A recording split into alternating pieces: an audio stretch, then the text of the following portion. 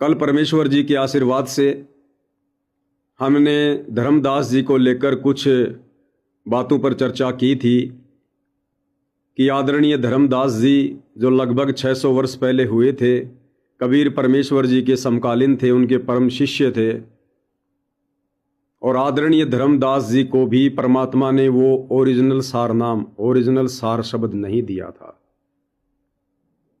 इस बात को लेकर कुछ एक भगत भाइयों के मन में हल्की सी शंका उत्पन्न होगी। उन्होंने दास को मैसेज करके शंका का समाधान चाहा। तो वैसे तो परमात्मा ने कल सब कुछ क्लियर करवा दिया था कि भाई वो ठीक का समय नहीं था। उस समय परमात्मा ने किसी को भी सार नाम या सार शब्द नहीं देना था। धर्मदास जी को खुद परमेश्वर जी ने सौगंध खिला दी थी कि धर्मदास मेरी लाख दुहाई, और ये मूल ज्ञान, ये सार नाम, ये सार शब्द कहीं बाहर ना जाए।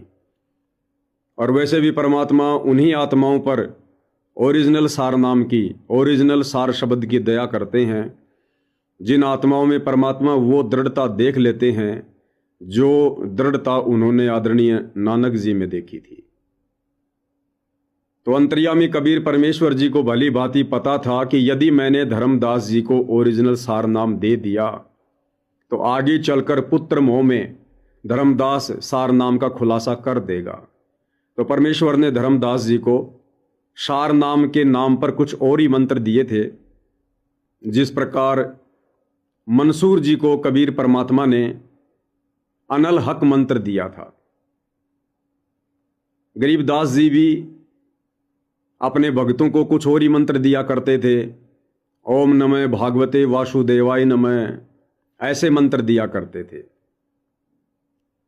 और थोड़ा नज़दीक जाएं तो हमारे जो दादा गुरुदेव कहलाए आदरणीय रामदेवानंद जी, उन्होंने भी अपने किसी भी शिष्य को, लगभग 9 लाख संगत उनकी पंजाब में हो गई थी, उन्होंने कभी भी अपने किसी भी शिष्य को ये ओरिजिनल मंत्र नहीं दिए। विश्वास ना हो तो परम पूज्य परमेश्वर सतगुरु रामपाल जी के छोटे भाई महेंद्र जी हैं, उन्होंने दादा गुरुदेव जी से उपदेश प्राप्त किया था। कभी मौका मिले तो उनसे पूछ लेना कि आपको दादा गुरुदेव जी ने क्या मंत्र दिए थे, आपका डाउट क्लियर हो जाएगा। यानी अभी तक वो सार नाम, वो सार शब्द किसी को देना ही नहीं था। दूसरी बात भाई और बहनों, जब तक हम इस भक्ति मार्ग पर कॉमन सेंस का प्रयोग नहीं करेंगे, हमें यह अध्यात्म समझ में नहीं आएगा।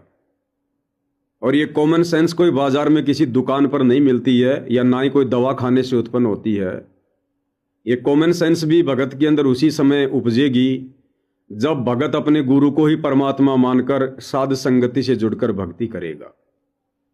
क्योंकि परमात्मा जी की वाणी है कि तत्व भेद एक न्यारा रे साधो भाई, तत्व भेद एक न्यारा, तत्व भेद एक न्यारा रे साधो भाई, तत्व भेद एक न्यारा, समझेगा कोई गुरुमुख प्यारा, तत्व भेद एक न्यारा। जो ज्ञान हमें गुरुदेव ने दिया है उसको तत्व ज्ञान कहते हैं। यानी दुनिया में जो ज्ञान प्रचलित है, सदियों से साधु संत महात्मा ऋषिजन आचार्यजन शंकराचार्य जो ज्ञान सुना रहे हैं वो सामान्य ज्ञान है। फिर पूज्य गुरुदेव भगवान ने आकर हमें जो ज्ञान दिया उसको तत्व ज्ञान कहते हैं। और पूज्य गुरुदेव भगवान के तत्व ज्ञान का जो निष्कर्ष निकालेगा, यानी उनके तत्व ज्ञान का जो सार निकलेगा, उसको तत्व भेद कहते हैं। और ये तत्व भेद हर एक भगत के वश की बात नहीं है कि वो निकाल सके। समझेगा कोई गुरुमुख प्यारा। अब गुरुमुख प्यारा कौन होगा? जो अपने गुरु को ही परमपिता परमात्मा मानेगा, परमेश्वर मानेगा, कबीर जी मानेगा, अपना इष्ट, अपना आराध्य देव मानेगा, और हर प्रकार से मर्यादा में रहेगा और टारगेट केवल मोक्ष बनाएगा। वे आत्माएं गुरुमुख आत्मा कहलाती हैं, गुरु की प्यारी आत्मा कहलाती हैं। उन्हीं आत्माओं पर सतगुरु दया करते हैं उस तत्व भेद को समझने की। तो ये तत्व भेद क्या कहता है? जिस तत्व भेद को सतगुरु आशीर्वाद से साध संगति से जुड़कर उनके सत्सेवक बच्चों ने समझा है, परखा है। तो तत्व भेद क्या कहता है?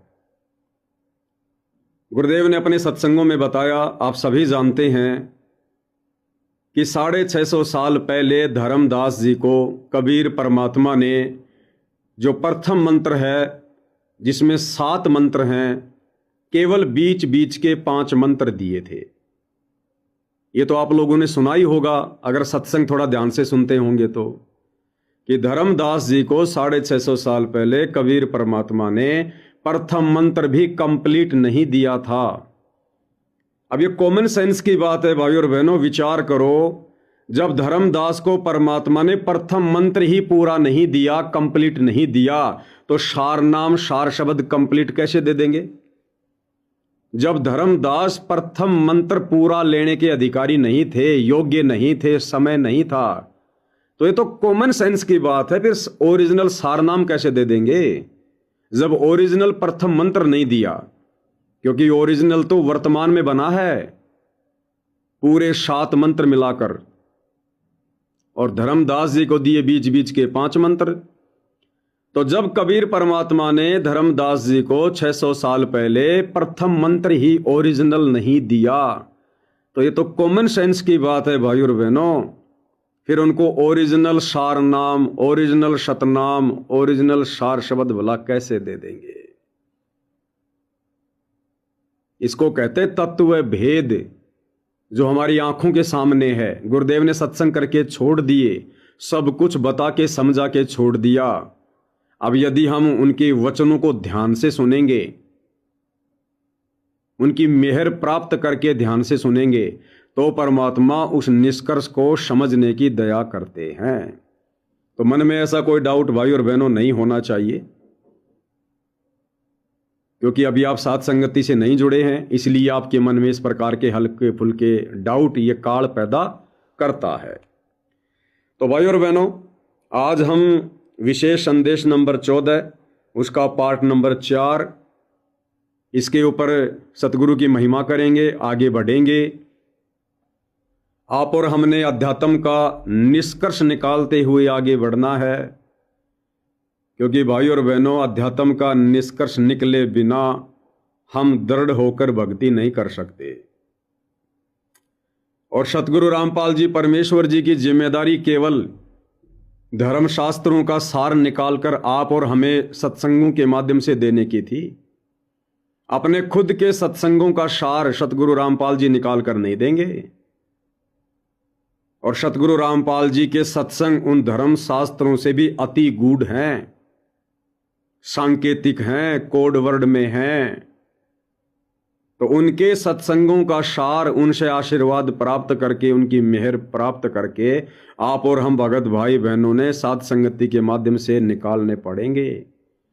इसीलिए परमात्मा जी ने साध संगतियां रखवाई है, ताकि मैंने जो अनमोल ज्ञान इनको दे दिया, उस ज्ञान के ऊपर ये कितने खरे हैं, कितने दृढ़ हैं, इस ज्ञान का सार निकालकर ये किस प्रकार से भक्ति मार्ग पर आगे बढ़ते हैं।